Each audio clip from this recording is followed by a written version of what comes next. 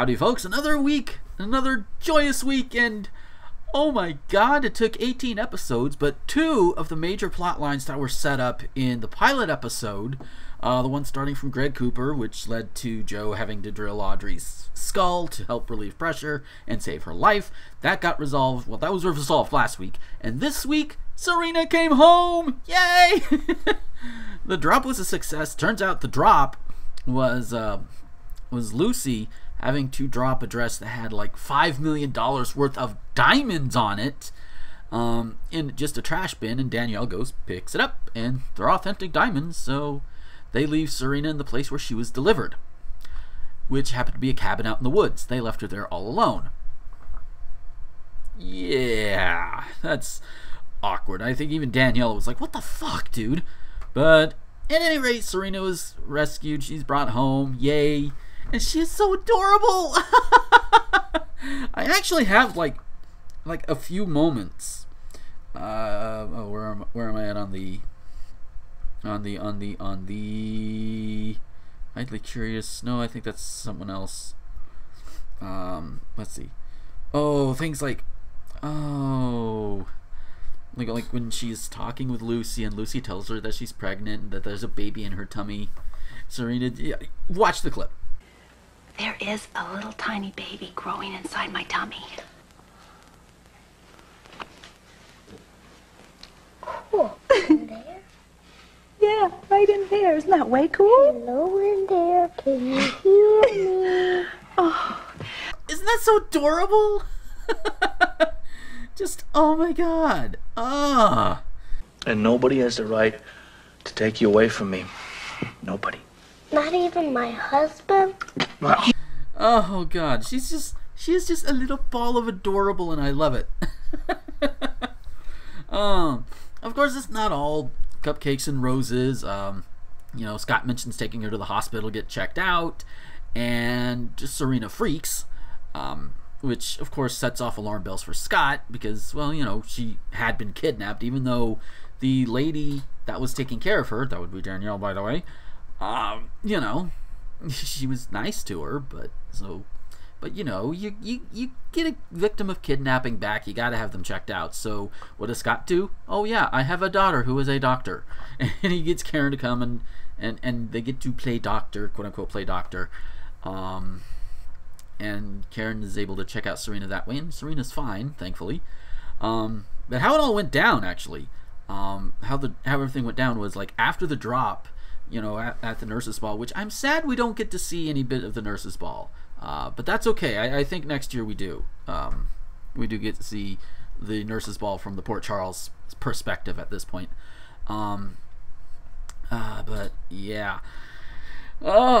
So at the nurses' ball, the drop happens, and then afterwards, Doc is like, "Yeah, I kind of figured you were holding something back from me because of Serena, because of the kidnappers." He basically just he just kind of like, I want to say, he like kind of Matlocks it right there, and Lucy's like, "Yeah." Lets everything out, and Scott at first is pissed, but then Lucy's like, "No, he figured it out." Oh. And it just, Kevin's awesome, you know. Fuck yeah, Doc. That's why he's one of my favorite characters, which is why I'm so sad that he's not on General Hospital very much. The character is still in town, but you know, since John Lindstrom, who plays Kevin, isn't around very often, we don't get to see him. It's like, no. What can I say? I like the character. And of course, we see how Rex is able to, you know, spy on Lucy. You know, they have like the hidden mics and everything, and even Danielle's like, dude, what the fuck? She is getting more and more. She's more turning face every time, and it's thanks in part to Jake, who eventually, you know, who's thinking of proposing to her, because that's how he moves. You know, a little quick, but hey, you know, he's also been mostly to himself, a loner. So, you know, he's finally got a woman who is able to be with him and wants to be with him, and so he wants to take that, and he's kind of naive in that way, I think.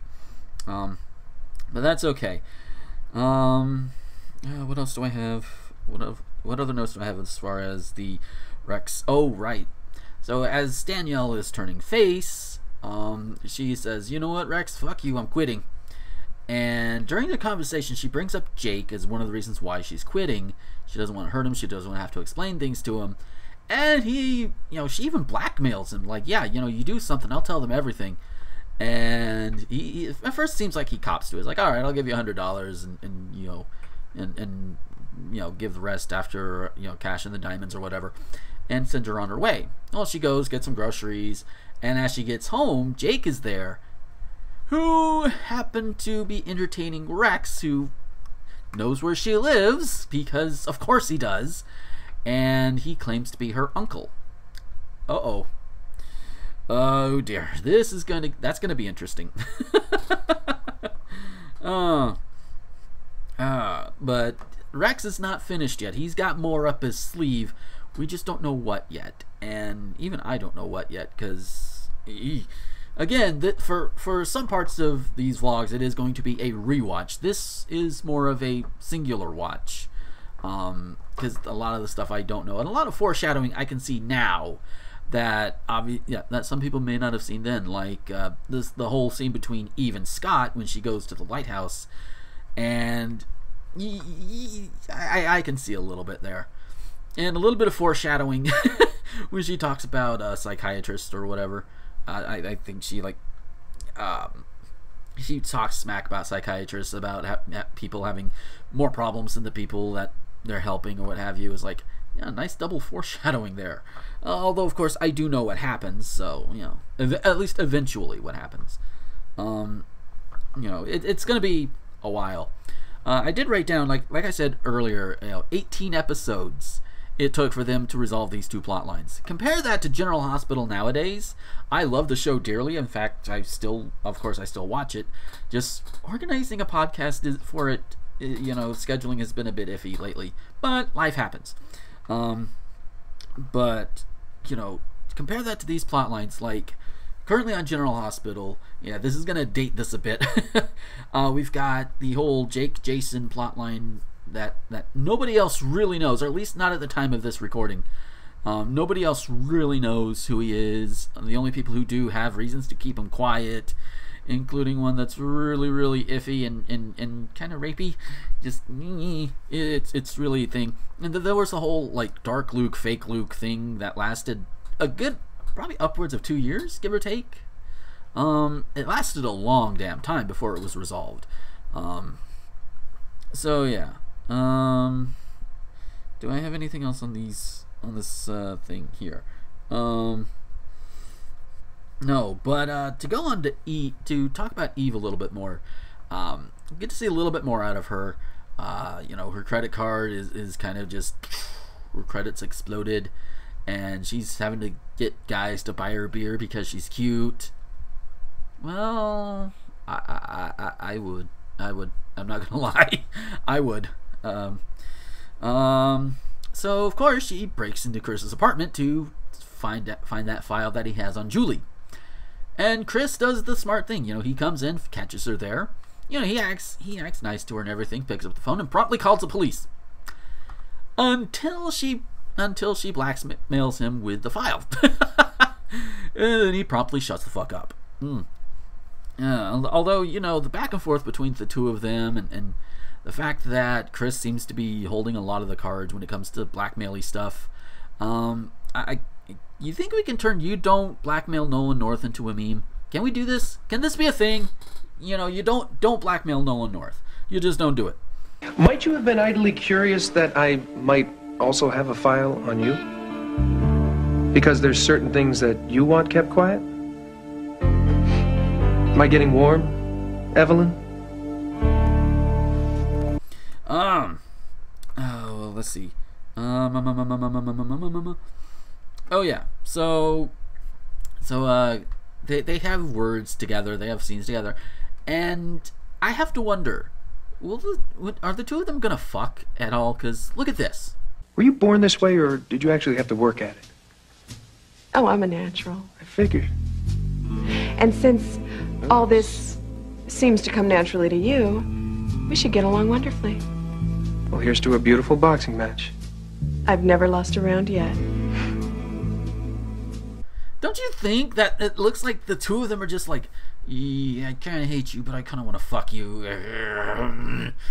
I don't remember if they do, but well, it'll be a pleasant surprise.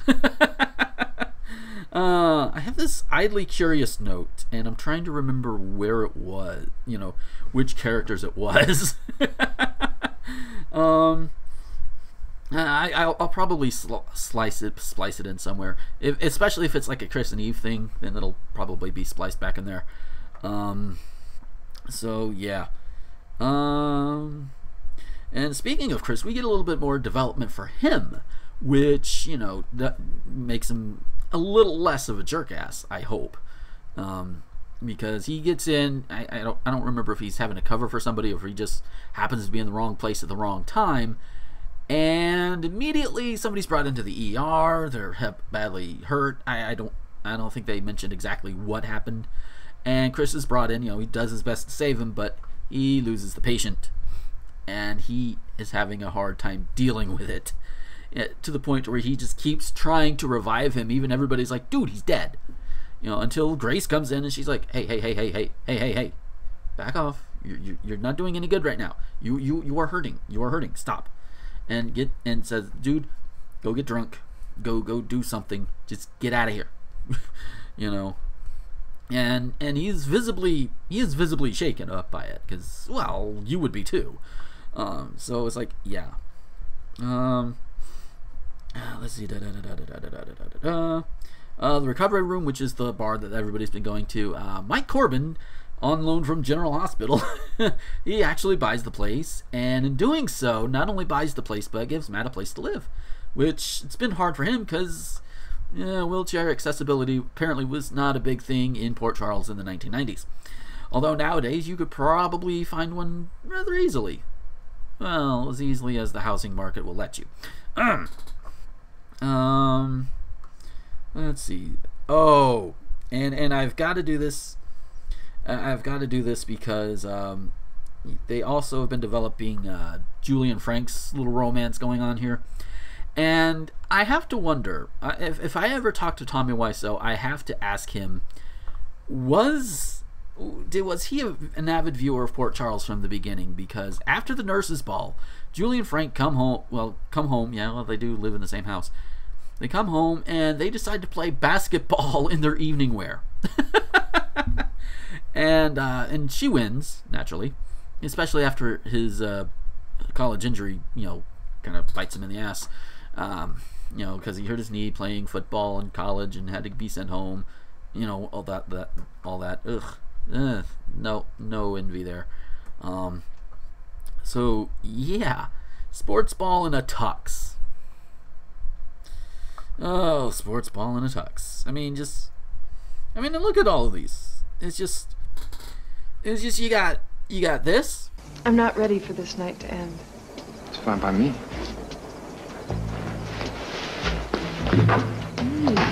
And then you got this.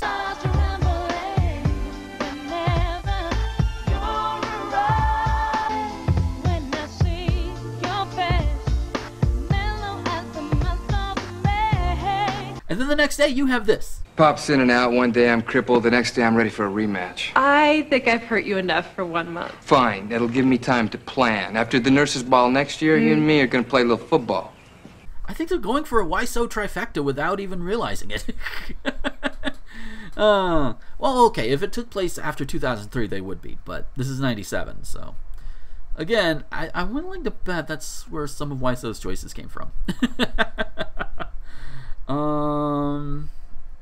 One last thing about Julie, besides, character development and everything, is that she gets a mysterious phone call from somebody who somehow knows where she is, knows where to get a hold of her, but doesn't know where she lives. Because she obviously has a place to live and lies to say, hey, no. I think that's it for the notes that I have. I think. Some potential romance setups, of course. Especially between Ellen and Matt. Ellen doesn't get a lot of screen time, but they're showing her freeze up a little bit more, as if thinking, as if like, oh my god damn it, and showing that, you know, she was, you know, it was kind of hard for her to do what she needs to do concerning death, especially since I think it was Faulkner, you know, the red shirt from the pilot. You know, he was killed, and they were apparently best friends, and she's having to send his effects to his mom. And there was a scene where she snapped at Matt. Matt snapped back and is like, "Hey, you know, cool us, you know." But I think that's all my notes. Overall this week, really good on the pacing. It felt like it went by really quick. Even though the timer told me it was like an hour 40. But it was just really that great. I'm still really impressed by the pacing of, you know, especially the first couple of plot lines. I mean, obviously, with it being a soap opera, more being set up, as we've seen. You know, Rex is not done yet. Who is this person that knows about Julie? I'm guessing her father at some point is going to be coming in, because, yeah, you know, or some other family member. Karen is still, she's still trying to hang on to Jagger and their marriage, even though from all the signals out there, they probably failing. So yeah. But yeah, a lot of great character moments that I like. Just developing things between different characters, and still, even Chris, will you two just fuck already, please? Can you, huh? I mean, he's Nolan North. Come on. I mean, who wouldn't want to fuck him? I'm a straight guy saying that. So anyway, that bit of awkwardness out of the way. Yeah, that's it for this week. Thank you guys for watching. Hope you're enjoying it so far. Again, if you want to see these episodes for yourself, they are on YouTube. Just look up the dates that are on the title card or whatever, and you should be able to find the episodes in question if you want to see them for yourself. Again, it's like 2 hours if you want to watch them as I do or what have you, and who knows, if I get something wrong, you can come back and say, hey, you said this wrong. Oh, so yeah. Oh god, I'm trying to remember what it is exactly I want to, I'm trying to remember. Yeah, that's the nature of these vlogs. So yeah, if you like this, of course, you know, you can do the liking, the subscribing, yada yada yada yada yada. And also, if you like these videos and Let's Plays and everything else that I do, and you want to help monetarily, Patreon link is down there in the doobly-doo. You know, $1 per production, you get all of this stuff early, along with some other goodies that I try to throw out there every now and then. And of course, better goodies for higher levels. And something that I will try and start doing, I just need to get some things put together. If you listen to my podcast, I do have like a little blurb for circleplus.co. They didn't pay for it. They didn't, you know, it's basically two reasons. One, I really believe in the site, and I think everybody should go check it out. And two, it's to give people an idea of what I look for if you want to do like a $5 or up Patreon thing. So, you know, it gives you an idea, just to help give some ideas, I guess. I guess this is what I'm trying to say there. That's awkward enough. And she doesn't do the title cards for this one. These are done by me through, you know, I think I mostly do it through Movie Studio, the same thing I use to edit these videos. But you know what? Still go check out my girlfriend and title card artist, Becky Hopkins, at becky-hopkins.com. And if you want to commission her, patreon.com/BeckyHop. And of course, check out her webcomic, Otherworldly. Links to all of those in the doobly-doo. Go check them out. Especially her webcomic. She updates every Monday, Wednesday, Friday. You'll like it, trust me. It's pretty good. Yeah, and I think that's about it. Yeah, kind of a stumbly end, but you know, it's a vlog. It's basically a vlog with episode things put in. So so at any rate, thank you guys for watching, and until next time, this is Gomer, the Ranting Thespian, signing off.